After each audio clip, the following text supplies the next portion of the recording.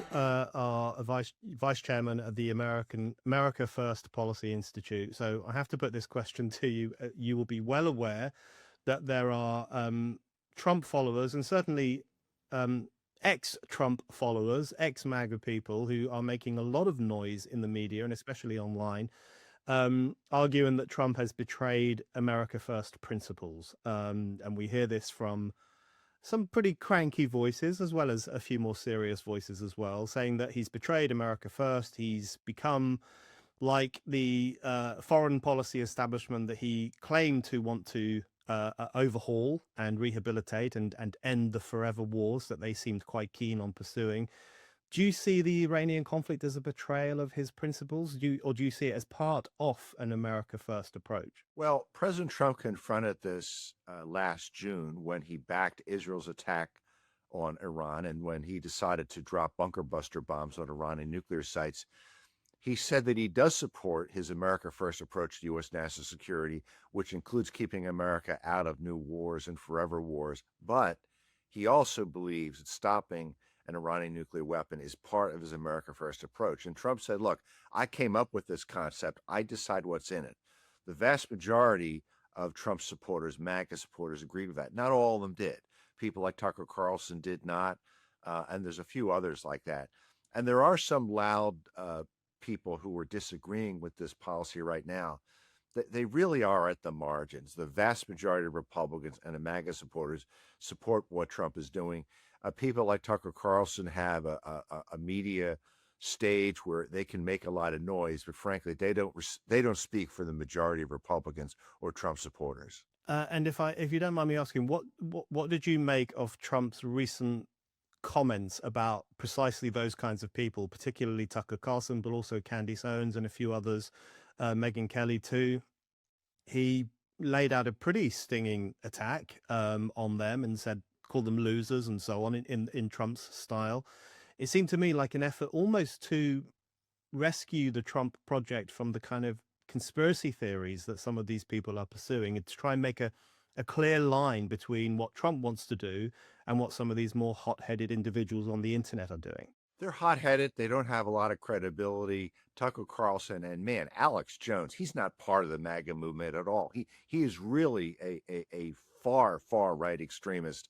I don't even want to see his name mentioned with other people who may or may not be in the MAGA movement. Trump took these people on, but I can tell you that they don't speak for the vast majority of his supporters. But typical Trump, he has a rough edge, and he went after them. Okay, so I want to ask you about Trump's relationship with the foreign policy establishment, because as an outside observer of America, I've always found the foreign policy establishment there quite inscrutable, hard to work out exactly what's going on, hard to work out who's in charge in Washington. Is it the president or is it this foreign policy establishment? Do you think Trump has clarified the relationship between the White House and that establishment? Has he brought it to heel? Is that part of his project, do you think? Well, I think there's a global foreign policy establishment. It's in the UK, it's in the US, it's our foreign service, it's people in your foreign office, it's the JFK School at Harvard University, Georgetown University, Oxford. These people take traditional ways of approaching foreign policy, and Trump has taken unorthodox, different ways. Remember when he met with Kim Jong-un in his first term, which everyone said was a bad idea, seemed to be a pretty good idea, lowered tensions considerably with North Korea. He backed out of the nuclear deal with Iran. I think we know that was exactly the right thing to do, that deal was a fraud.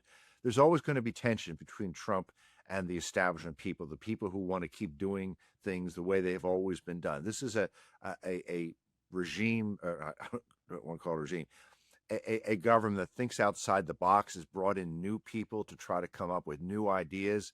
So I think that tension is always going to be there. And in terms of the government establishment, the State Department, the Defense Department, there's been significant reforms, I think, to get these organizations more in line with the president's policy. So I think they can be more efficient. And, we had problems in the first administration where Trump brought in people who seemed to be really good, but they didn't support what he wanted to do. People like H.R. McMaster, John Bolton, the former Secretary of State.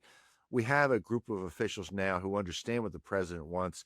I think is leading to foreign policies initiatives that rolled out much more smoother, and we don't have problems with backbiting by senior officials who were brought in who didn't want to do what the president wants to do. A couple of just final questions for you, Fred, is firstly just about the home front, talking about America, but also the United Kingdom and much of Europe.